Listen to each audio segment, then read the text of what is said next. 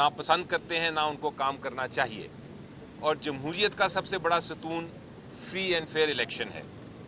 लेकिन पूरी दुनिया ने देखा, पूरी दुनिया ने विटनेस किया कि जो लोगों का मैंडेट था, जो लोगों का वोट था, वो रात के अंधेरे में चोरी हुआ। प्री पोल रिगिंग जो है उसको तो छोड़ दें, पोस्ट पोल रिगिंग जो रात को हुई, जिसमें जीते हुए कैंडिडेट्स हमारे जो थे उनको हराया गया, पीटीआई के कैंडिडेट्स को, और जो हारे हुए थे, बुरी तरह हारे हुए थे, उनको जिताया गया। तो ये जो चोरी था मैंडेट, उसमें जमहूरियत नहीं चल सकती। और अगर इलेक्शंस फ्री एंड फेयर नहीं हुए तो किसी भी अदारा जो है वो अगर अवाम के हक को जहां देखता है कि वाकई चोरी हुई है, वहां वो लोन उस मुल्क को नहीं दे सकता, क्योंकि वो लोन जो है जो कर्जा देगा वो अवाम पे और उसका बोझ होगा।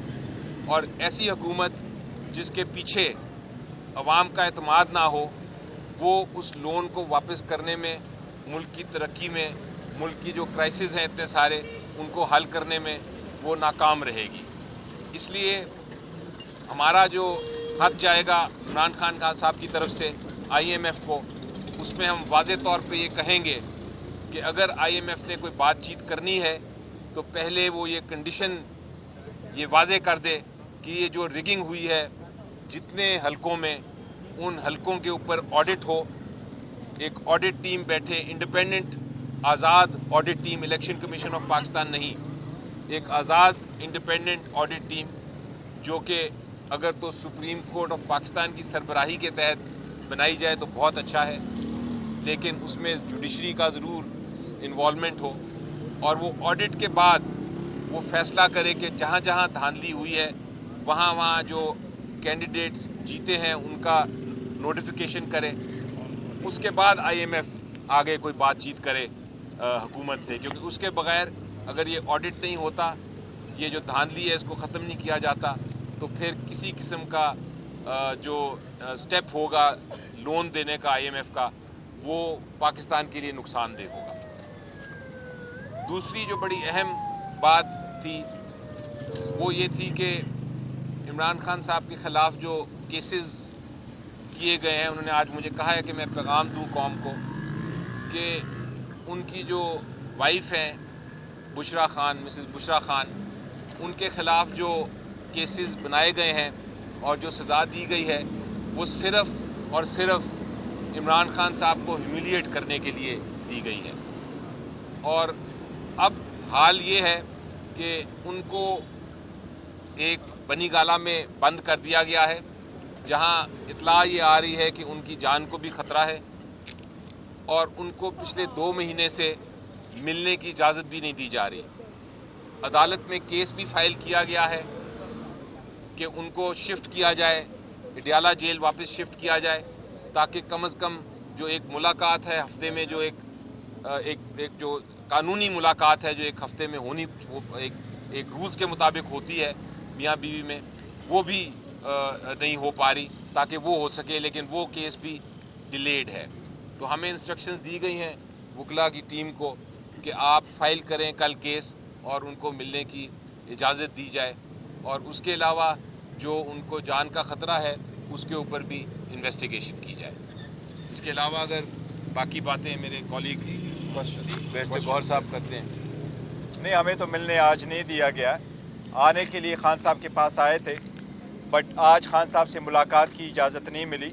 जिस तरह लीडर साहबान को नहीं दी, तो ये हमें कहा गया कि 6 बंदों की इजाज़त थी, जो 6 ऑलरेडी जा चुके हैं, तो वो बाकी लोग नहीं जा सकते।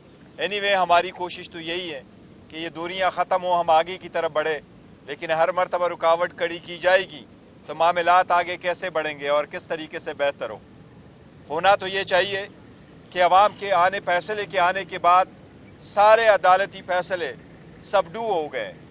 वो सारी अदालती फैसले लोगों ने देखे थे कि वो जिस तेज़ी के साथ दिए गए थे, जिस इजलत के साथ हक रिफ्यूज़ करके दिए गए थे, इसलिए सारी दुनिया ने देखा है कि इस वक्त खान साहब का अडियाला जेल में होना ये गैर आईनी और गैर कानूनी है। ये फ़कत ह्यूमन राइट्स की वायलेशन है कि आपने खान साहब को पॉलिटिकल बुनियादों पे जेल में रखा हुआ है। लेकिन आज की रिफ्यूज़ल भी उसी की कड़ी है। लेकिन एनीवे, इसके बावजूद इंशाअल्लाह ताला पाकिस्तान तहरीक इंसाफ पार्लियामेंट का हिस्सा बनेगी, पार्लियामेंट में इंशाअल्लाह अपना रोल प्ले करेगी। पार्लियामेंट्री पॉलिटिक्स को आगे बढ़ाते हुए जो लोग उनके पास मैंडेट नहीं है, जिनके पास कोई हक नहीं है, अवाम ने उनको हक हुक्मरानी नहीं दिया कि वो उनके हुक्मरान बने, वो लोग गासिब के तौर पर अपनी कुर्सियों पे बैठेंगे। और ये लोग गासिब के तौर पे लोग जानेंगे कि इन कुर्सियों पे गासिब बन के बैठे हैं।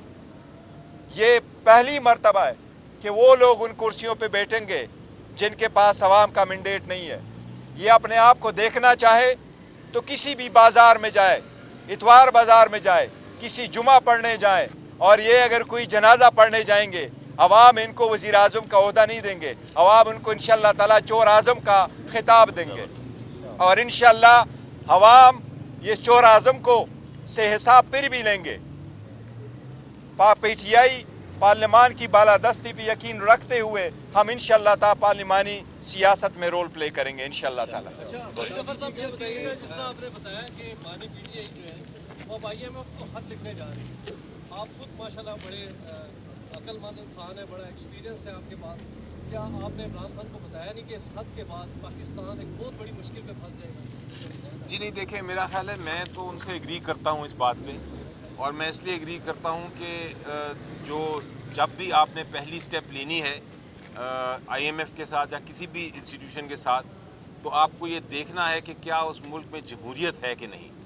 ये जो कंडीशन है कि एक ऑडिट होना चाहिए और ऑडिट के बाद फैसला किया जाए कि किसको कौन जीता कौन हारा और इलेक्शन का क्या रिजल्ट है, जब तक वो नहीं होगा तब तक हमारी जो एक इलेजिटिमेट, एक गैर कानूनी, गैर आइनी ऐसी हुकूमत जिस पे लोगों का एतमाद ना हो, उसके साथ किस तरह डील की जा सकती है। तो मेरा ख्याल है ये कंडीशन जो है, ये कंडीशन है, ये बड़ी एक इसमें देखिए एक चीज याद रखना, पाकिस्तान तहरीक इंसाफ कभी कोई ऐसी स्टेप न ली है न लेगी जिससे पाकिस्तान की इकानमी को नुकसान हो। हम तो चाहते हैं कि बेहतरी की तरफ हो।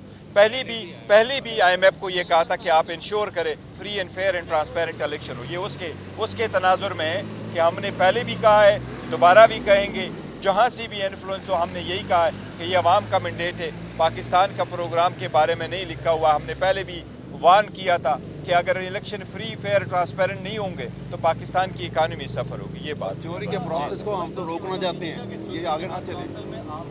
मैंडेट लिया उसके बाद ये मसला आगे चलेगा। उसकी वजह क्या है और साथ ही